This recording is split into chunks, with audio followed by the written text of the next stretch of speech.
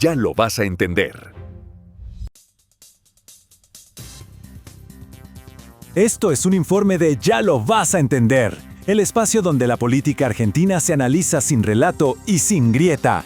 Hoy vamos a meternos de lleno con la inflación. 2 años de gestión de Javier Milei, una promesa monumental que todavía no se cumplió, y los números que el festejo oficial simplemente no menciona. Empecemos. 2 años de gobierno y una promesa que, si nos apegamos estrictamente a las matemáticas, sigue pendiente. Hoy vemos un contraste tremendo en el debate público. Por un lado, tenemos una celebración oficial de los últimos números de inflación, y por el otro, una realidad que rara vez llega a los titulares principales. La idea de este análisis es mirar un poco más allá del festejo y entender la verdadera anatomía de todo esto. Sección 1. La promesa original. Una mirada a lo que pasó en 2023. A ver, Javier Milei no llegó al poder prometiendo simplemente bajar la inflación. Él prometió terminar con ella. Y esa distinción es absolutamente clave. En la campaña 2023, la retórica era intencionalmente maximalista. Escuchábamos frases como «el peso va a arder» o «el Banco Central va a volar por los aires». La dolarización no era una opción más en el menú. Se vendía como la única salida. El diagnóstico era tajante. La inflación es solo un problema de emisión. Cerrás el grifo y se acabó el problema. Sección 2. Los datos reales. La realidad de este mayo de 2026. Pero claro, la retórica de campaña inevitablemente termina chocando con la realidad de la política económica. Llegamos a abril de 2026 y el dato oficial marca un 2,6% de inflación mensual. Y acá hay que ser rigurosos. El gobierno tiene razón en festejar esto como el registro más bajo en 5 meses. Es sin dudas un logro de gestión a corto plazo.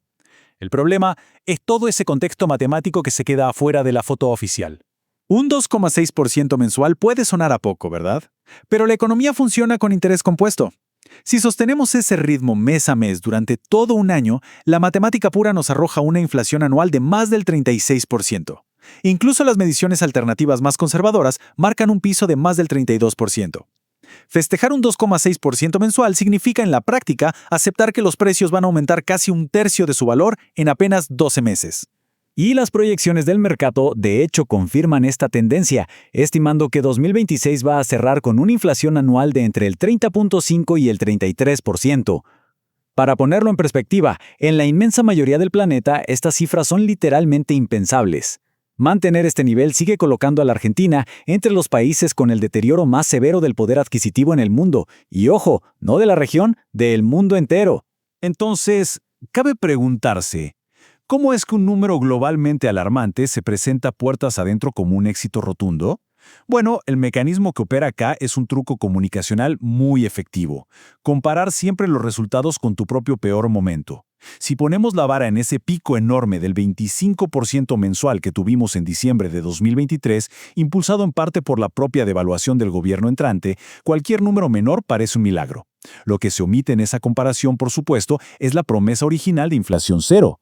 Sección 3. La mutación de la promesa. ¿Cómo redefinir el éxito? Hay un fenómeno fascinante en política que llamamos la mutación de la promesa. Esto pasa cuando un gobierno se da cuenta de que no puede alcanzar su objetivo inicial, pero en lugar de salir a admitir el fracaso, simplemente redefine qué significa el éxito, así, en silencio. Es un ajuste de expectativas donde el relato cambia, pero nunca se anuncia formalmente un cambio de rumbo. En esta administración vimos 3 pasos clarísimos de esta mutación. Paso 1, la campaña, dolarizar y eliminar la inflación de raíz. Paso 2, cuando vieron que dolarizar era inviable a corto plazo, el relato se enfocó en el equilibrio fiscal como condición previa y absoluta. Y el paso 3, donde estamos hoy, logrado ese superávit, la meta mutó de nuevo a una desinflación gradual. O sea, pasamos de querer destruir el Banco Central a conformarnos con que el índice mensual esté por debajo del 3%. Sección 4. El ancla cambiaria. El famoso crawling peg. Para entender cómo se están frenando los precios hoy, tenemos que alejarnos de la teoría y hablar del crawling peg. Suena súper técnico, pero básicamente es una devaluación administrada. Significa que el Banco Central no deja que el dólar flote libremente, sino que interviene para que el tipo de cambio oficial suba de manera muy controlada, a un ritmo del 2% mensual, anclando así el resto de los precios de la economía. Y acá hay una ironía enorme si contrastamos la campaña con la realidad actual. El mismo espacio político que llegó denunciando a los cuatro vientos cualquier intervención del Estado sobre la moneda, hoy usa intensivamente el tipo de cambio oficial como ancla de precios. Lo curioso es que esta es exactamente la misma herramienta heterodoxa que usaron distintas administraciones en Argentina durante décadas. A ver, esto no invalida la política económica en sí, pero vaya si le da un contexto diferente. Sección 5. Una crisis estructural. ¿Por qué la inflación simplemente persiste? Si un gobierno que venía a cambiar las reglas del juego termina usando las herramientas de siempre, es porque la inflación argentina es un monstruo tremendo sostenido por tres pilares. Primero tenemos la inercia. Los precios suben simplemente porque todos esperan que suban, volviéndose una profecía autocumplida. Segundo, lo estructural, una puja histórica y no resuelta por la distribución del ingreso. Y tercero, el factor externo. Somos una economía hipervulnerable a los saltos del dólar. Creer que todo se reduce a la maquinita de imprimir billetes es ignorar esta enorme complejidad.